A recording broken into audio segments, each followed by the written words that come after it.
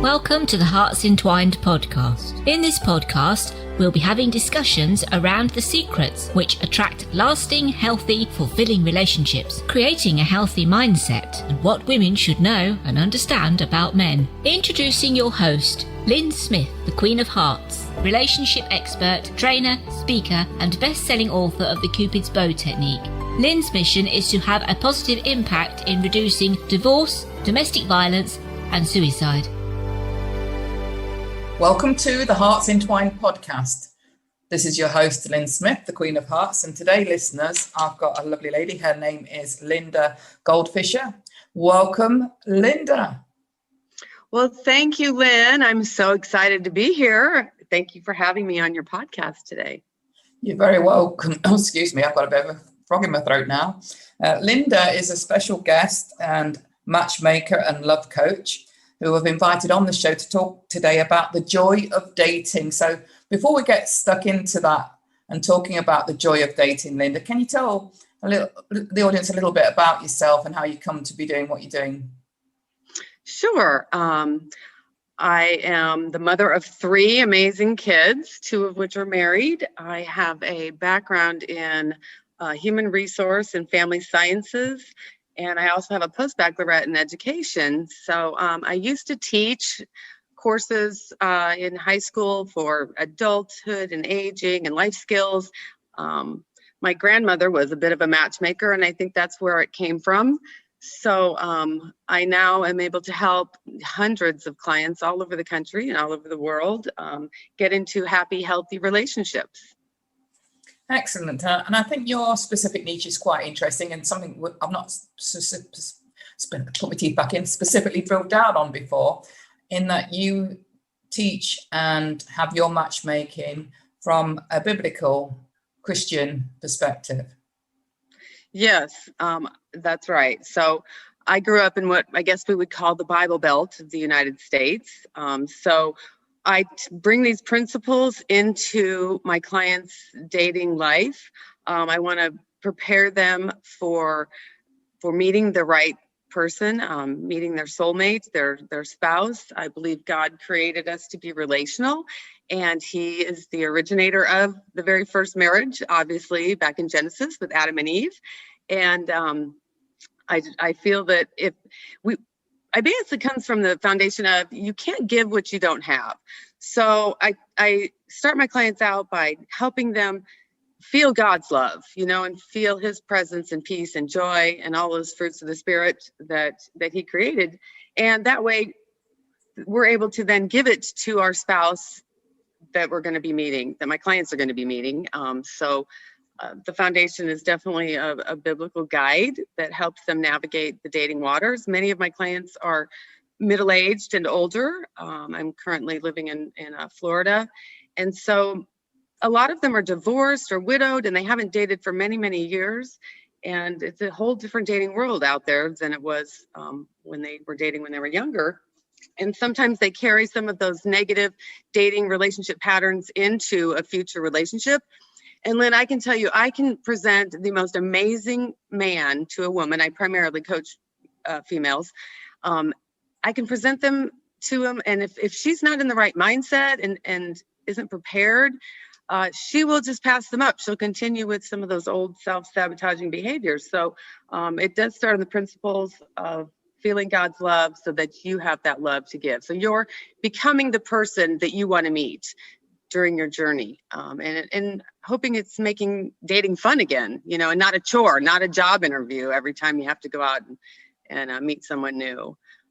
So my clients are having really great success. They're enjoying dating again, and they're meeting their hopefully soulmates and getting into their long-term committed relationships. Okay, so initially then the first step when you said, feeling God's love or whatever that means to people that are outside of the Christianity profile of maybe being in another religious belief or, just embracing spirituality outside of Christianity. How does that start, for that person when they come to you? And you're right, that is a good point that you made, because not all of my clients, have a church background or any specific faith that they believe in, but these principles can still be, incorporated even if you don't believe in the God of the Bible.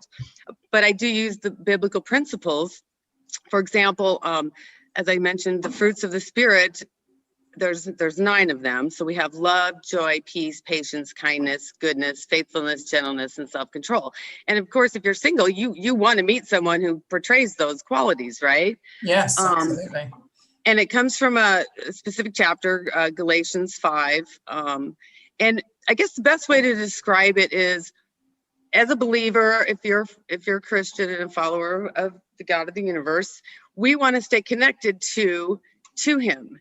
And he considers us to be the branch, so to speak, and he's the vine, or Jesus is our vine, and we're going to sow what we reap. So if you want to sow positive fruits, you need to be connected and have your foundation in what he claims are his fruits of the Spirit, which is, as I said, love, joy, peace, and those types of things. So I guide my clients through a journey where they're spending time with God and they're growing in that relationship with God, as you said, like feeling the love of God, so that we then have those foundational characteristics in us, and then we're able to give them to our future partner. Did that make sense?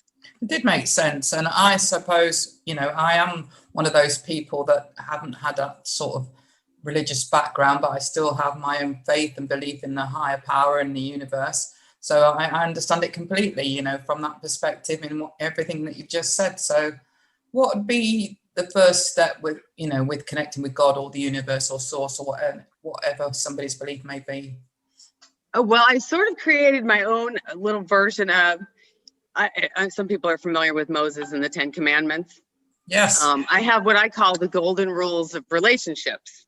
They're very basic. It's a lot of common sense, but I start by reminding my clients, and this comes from a popular book of the Bible, 1 Corinthians. And you may have heard of 1 Corinthians 13. A lot of married couples will use those verses in their matrimonial ceremonies. So for example, number 1 of the golden rules of relationships is to communicate honestly. And it comes from 1 Corinthians 13:1. And the verse specifically says, if I speak in the tongues of men and of angels, but I have not love, I'm only a resounding gong or a clanging cymbal. In other words, love never lies. So that rule, number 1, communicate honestly, it's so important. It's the foundation of all solid relationships, whether it's a romantic relationship or, relationship with your parent or your child or your neighbor or your coworker.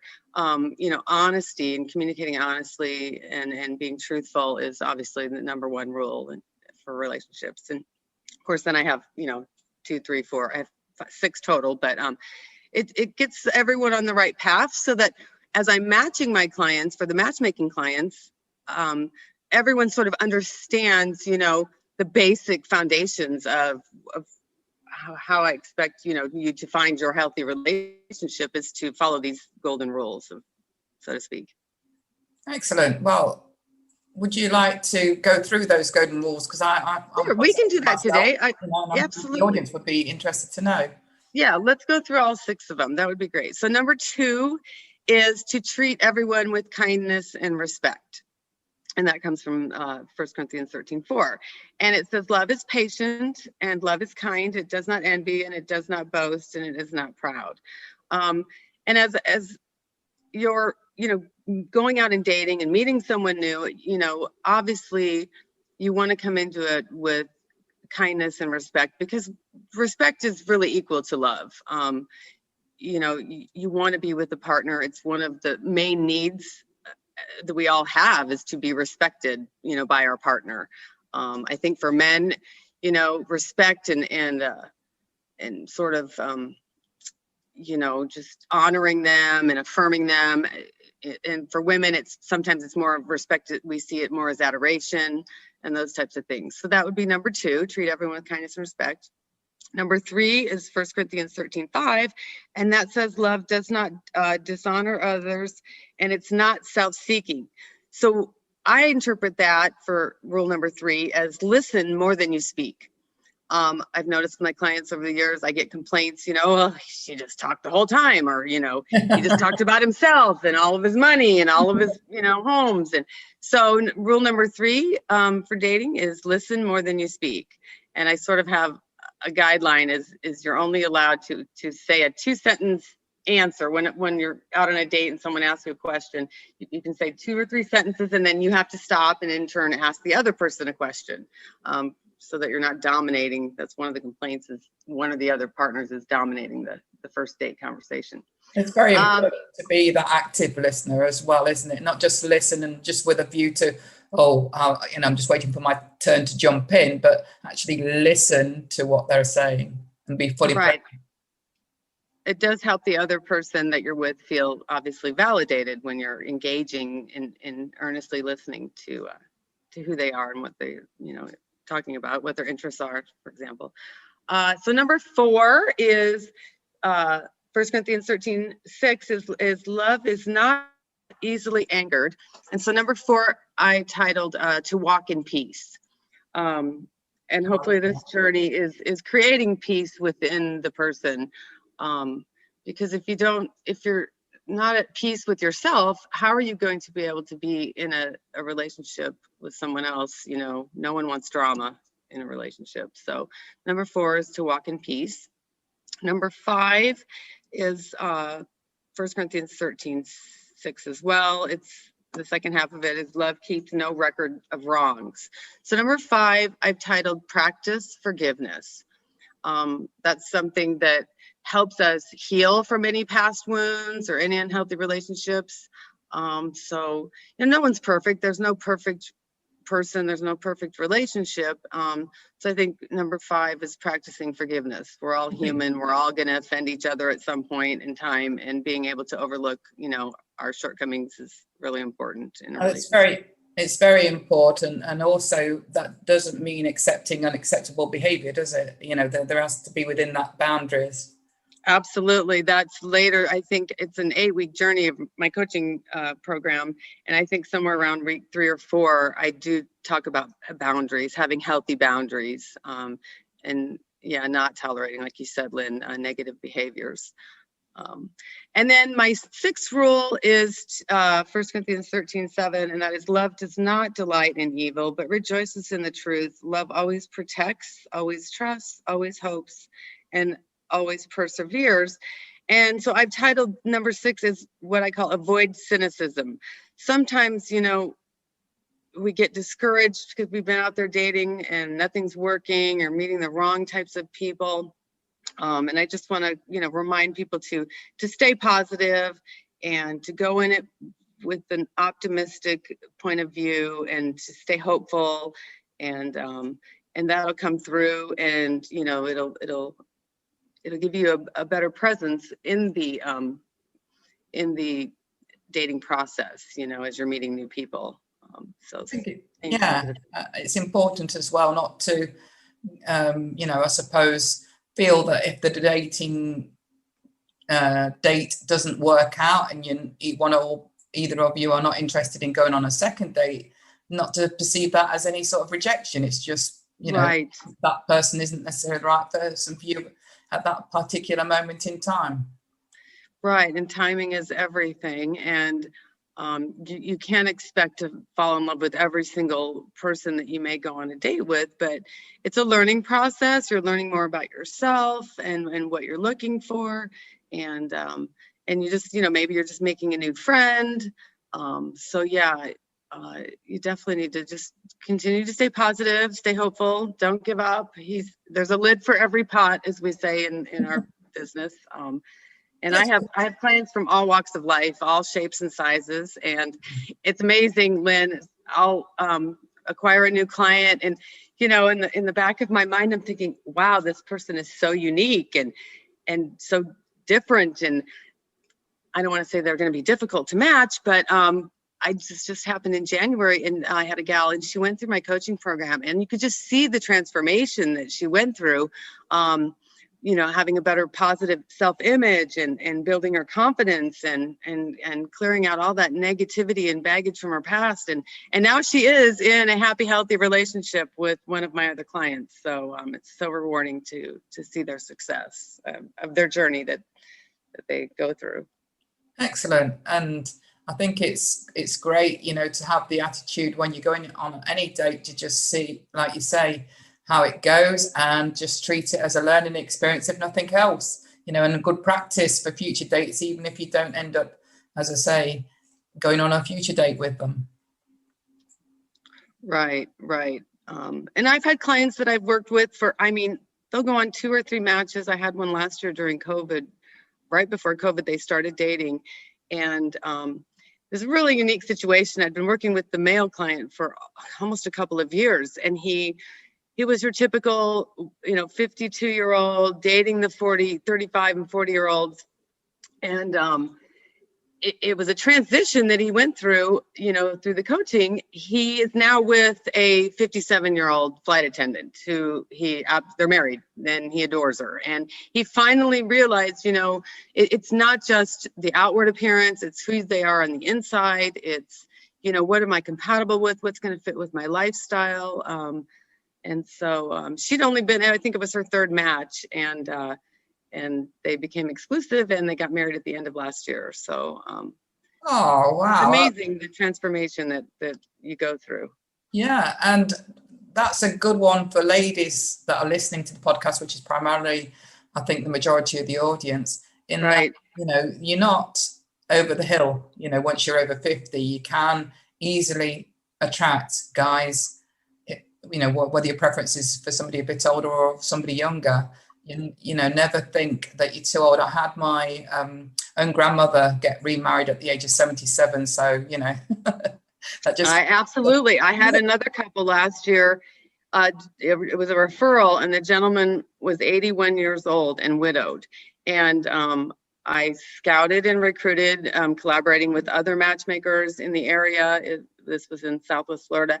And was able to introduce him to another 81-year-old widower, and they're still together. Of course, they're not marrying at that age. They've decided not to, but it's never too late, never too late.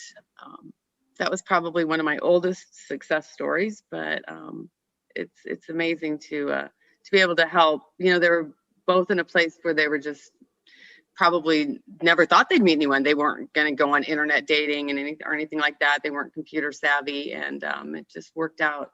The universe opened up, and we're all worked out. Excellent. What would you say is the most common, I suppose, from your experience of dealing with clients, the most common thing that you find that you're working with in terms of helping people overcome something that it might sabotage their future relationships? That's a really good question. I think for women, it's probably their just overall discouragement in the fact that they think, kind of like with that last example, men just want to date the younger women. There's not enough men out there. And so I think just helping them enjoy who they are while they're single, staying positive, focusing on their purpose and whether that's, volunteering or their careers, their family. Because hopefully the idea is that they're manifesting their soulmate and he's out there doing the same. And there are enough men to go around. So don't feel like there aren't. There are still good men out there. I meet them all the time, and they are sincere. They are serious. I wouldn't take them as a client if they weren't. Sometimes it's just patience. You just have to be patient and wait for God's timing, and just stay positive and keep the faith. Absolutely. And what would you say would be typical generally for men is the issue? I've been finding that they keep attracting the wrong types of women. For example, I had a gentleman that I'd been working with for a while, and he went on hold because he had met someone outside of my introductions, and they dated for about 6 months, and then he came back and said, "Okay, Linda, I'm pretty much ready to start dating." That didn't work out. We talked about some of the issues, and I found him spent some time finding him a gal that I felt was completely compatible, and he, all of a sudden, he goes back on hold again and says he met someone else. Well, time went by, 3 or 4 months, and he comes back and says, "Wow, Linda, that didn't work out either." And so we discussed the qualities of the relationship. And, it turns out, I mean, both the women were, selfish. They were both drinking too much. I said, "Dean, there's a reason why you're attracting the same type of person." And so he's been doing some work on his journey and building his confidence so that he's not attracting the same types of women. And then they can't figure out why it's not working out. So they've got to, so the men as well need to stop, their self-sabotaging behavior. It was a confidence issue, basically. It's a self-confidence issue. There's something in his self-confidence and his perception of his identity and who he is that he's settling for women that aren't quality, that are that are unhealthy for him ultimately. Excellent. Thank you very much for sharing those examples. So when it comes to the joy of dating, what can you tell our audience that actually confirms that dating can be joyful for them? The dating, yeah. Well, I think the thing that makes it probably as I've seen my clients continue through the entire program, is that they have a sort of a new pep in their step. They've discovered who they are. Their confidence has been rebuilt. They feel lovable again, and they are okay, with the journey and the process, even if it's taking longer than they'd like. Their life becomes more fulfilling and happier, even if they are still single, while they're waiting, for that special someone. And so they're practicing, as I said, they're learning peace, they're learning positivity, and I guess patience, during the process of finding that person. Yeah, I think it's all good preparation, isn't it? I think we worry about being single unnecessarily, where we can actually make it a very joyful period of life, can't we? In terms of, preparing ourselves to be a better version of ourselves, to attract a higher, better quality partner in the future. Exactly. Yeah, you said it exactly. That's exactly it. Yeah, I tend to look at, once we get to a certain age, I tend to look back on my life and think, yeah, you know what, this has all been my apprenticeship. I'm 61 now, and I'm thinking, I'm still feeling I'm probably on the apprenticeship. Well, you make a good point, Lynn, because I think my third rule was practicing forgiveness. And sometimes it is about forgiving ourselves of any of our past mistakes or relationship failures and those kinds of things. And it's okay to forgive ourselves and not beat ourselves up over it. It was a learning experience. We're not that person, we may not be where we want to be, but at least we're not where we used to be. So it's a process for all of us. Yeah, because like you said off there, we don't know what we don't know until we do. Right. And then, and we didn't necessarily, for example, I grew up in a divorced home, so I didn't necessarily see the happy, healthy, husband and wife relationship. So I think that was another thing that compelled me to get an education with my Bachelor of Science degree and to go into teaching, to give back to especially young people. Nothing makes me happier besides me being in love, but to see two other people in love. And if I can help, some of those younger generations, even prevent them from, getting into the wrong relationships that lead to divorce. I love matching the single, never married, no kids, the younger clients, because I feel that, that I'm helping them from making some of those same relationship mistakes that I've made myself or I've seen my clients make. Excellent. Love that. So what is the best contact information that you can leave our audience with, Linda? Yeah, I have a couple of different sites, but I think the best one is to go to thejoyofdating.org.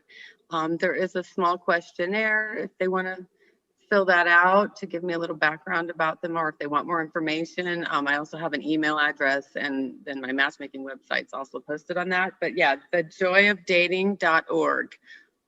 Excellent. And as always, we'll put your other information in our show notes. So before we wrap up, Linda, any final words around the joy of dating in terms of any tips or advice you'd like to share? Well, I just want to encourage any of your viewers who are, still single, that there is hope, that there is somebody special out there for you, and just continue to, live your best life, and visualize your future. I'm even a really strong advocate of, and it sounds silly, but doing one of those vision boards. If you've never done one, get the magazines and the markers out, and create yourself a vision board of, who you want to be in that relationship, that future relationship, who you want them to be, places you want to go, have like an annual, these are the things I want to do and see with that person, trips you want to take, those kinds of things. So it really, really helps manifest that soulmate. Excellent. I love that idea. I've done something similar, and it does work, doesn't it? Because especially if you put it somewhere prominent where you can see it regularly. Yep. Keep it in your bedroom and meditate on it, or in your kitchen where you're drinking your coffee in the morning, those types of things. And it does work. It really does. Well, thank you so much, Linda, for sharing your wise words and wisdom on today's show. I really appreciated having you on as my guest today. Well, thank you again, Lyn. I really appreciate you having me. It was a joy to talk to you today. And on that note, it just leaves me to say, true love starts with opening our hearts. And until next time, goodbye for now. Thanks for listening to the Hearts Entwined podcast. You can follow Lyn via the Facebook group Two Hearts Entwined, or search Lyn Smith, inspirational speaker, at LinkedIn, or email lyn@hearts-entwined.com. That's LYN@hearts-entwined.com. Remember, true love starts with opening our hearts.